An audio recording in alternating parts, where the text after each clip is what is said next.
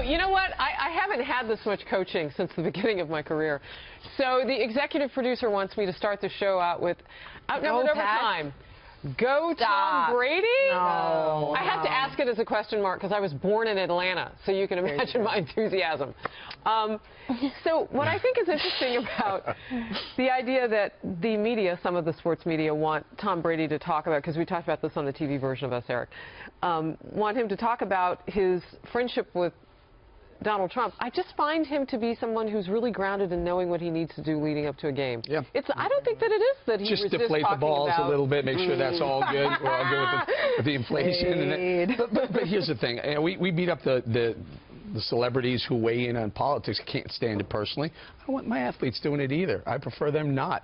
I would, Ebony pointed something out in the show that Kaepernick had the right to do what he did. Well, I think he had the right to do what he did, but it was disgusting what he did and despicable. And I think the team had the right to come down a little bit harder on him for what he did, because you also pointed out that NFL had a rough year. Yeah, they did. And a lot of people are pointing to Kaepernick's protest of the American flag as part of the reason for that rough year. Might be part of it, though, but I think the concussion thing, I think there's a lot of domestic violence among the Giants kicker admitting to it was a lot of, it wasn't just Kaepernick. There was a slide that started a couple of years ago. Yeah. Listen, domestic violence and some of the things that are going on in the NFL this year had been going on for a while. I can remember. That's what I'm saying. It started. Yeah. I think people are just completely Tom Brady crazy. I mean, the New York Post for days has had a story about his diet, and it gets so many hits. His diet's ridiculous. It's crazy. It's like and he and Giselle are kind of on similar diets. It is. It's Rita. It's ridiculous. It's like spinach, grain, carrot. They're never. Their idea of a splurge is like it was like soy, a banana chicken. was a splurge, he said. Oh, sugar. It's ridiculous. Wow. I was like, I would be starving and in a prison if I had his diet. I would go crazy. But to his point, and this made the most sense, and it makes sense for him to say that's why he follows such diet, is he said for him to have lasted as long as he has in the NFL, he couldn't have done that eating cheeseburgers. And that's true. Makes a bit of sense. I gotta tell you, I worked at Saturday Night Live in college, as the show knows, and when he was the host on one of the shows, I specifically remember him being one of the loveliest and nicest to all the staff, and friendly, and signing autographs for people, and that wasn't everybody that came on when I worked there. A little inside football also, another reason why he's lasted is, was he 39? Yes, 39, he's going to be 40. Is because the Patriots, he's not a mobile quarterback. He doesn't get out of the pocket. He doesn't take the big hits. To be protected. He sits in that pocket, and to the Patriots' credit, they've protected him for the better part of They spend the money to make sure that he has the protection. I agree. Absolutely, and that's always helpful. Aaron Rodgers, on the other hand, is all over the field, gets hit everywhere. I can't imagine he's 40 years old still there. I think it's Cam Newton. He took a lot of hits. Oh boy, did he take some hits. In all seriousness, that was rough. Well, and he called out his O-line for that too. Yeah. All right. Enough about the Patriots. All right. Because Lady Gaga came up during the TV version of Us, what is your favorite Lady Gaga song? Perfect Illusion. Anybody else? Oh my gosh, there's so many good ones. Are you asking what our favorite Lady Gaga? I loved her new album. On the live chat is. Her new album, Jolene, is really, it's like country. It's really good. Yeah.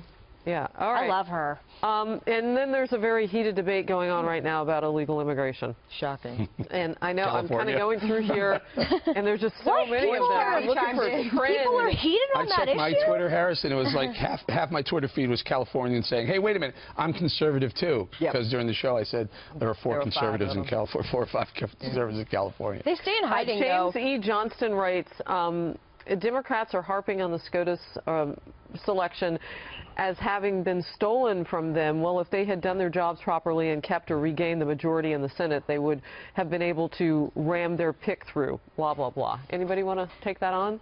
Or if they would have, as Eric pointed out, understood the gravity of the pick and showed up at the polls to vote for Hillary Clinton. They had a lot of other options. That said, there was something that I think the Republicans could have done and should have done with Merrick Garland. They could have had the hearing.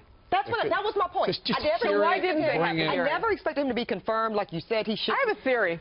Okay, so what is that? Because I think he was moderate enough that it would have looked embarrassing for the Republicans not to back him. All right. Okay, but this looks embarrassing too, though. Right. Oh no, this is worse because this is divisive. Yeah. But I think a lot of people felt like that was worse than going through a hearing and then maybe looking like, oh, well, maybe this guy isn't so bad, than just not even showing up.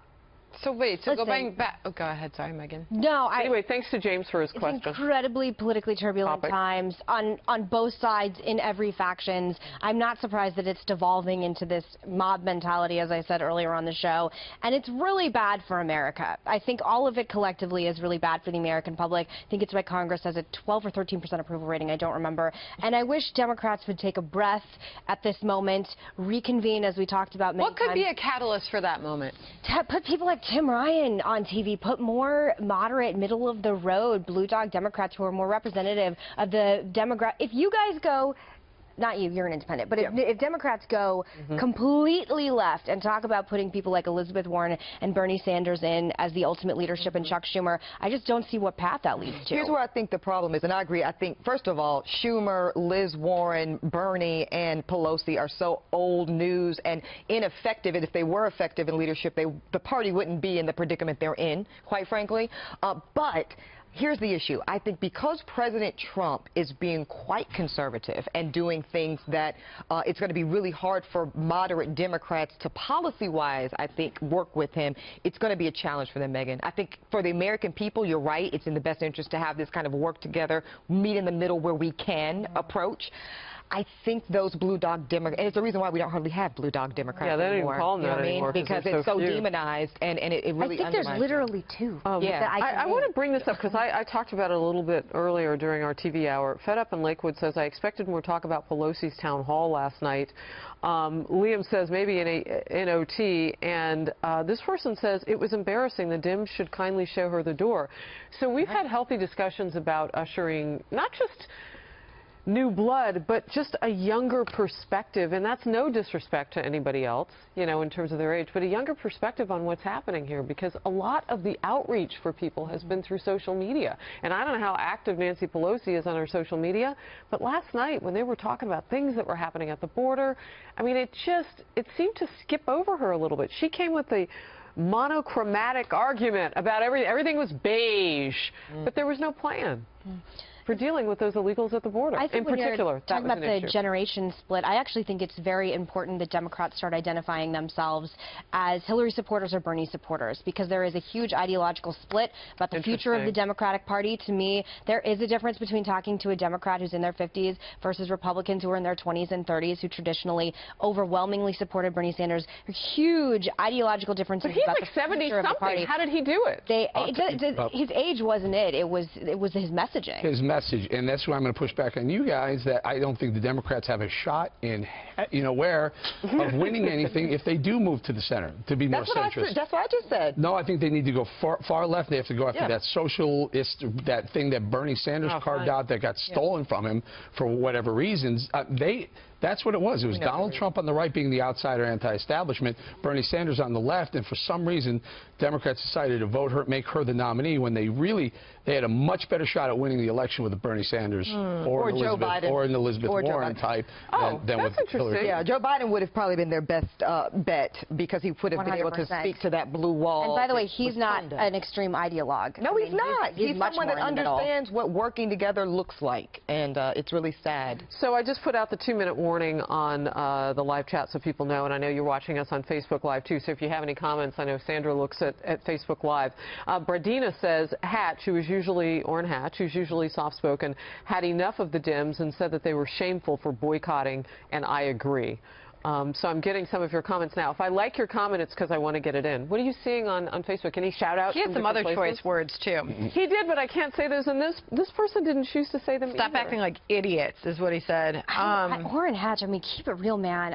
He's been in office for a long time, and he's still like, you're being idiots. Everyone get together. I love when people You get like to it? I do. I mean, I love straight shooters, so yeah, of course I like that. Okay. Got a lot of people on, so we want to thank them. Anything you see? Any shout-outs on Facebook? Well, I just logged on to Outnumbered Overtime. Wow, just a lot.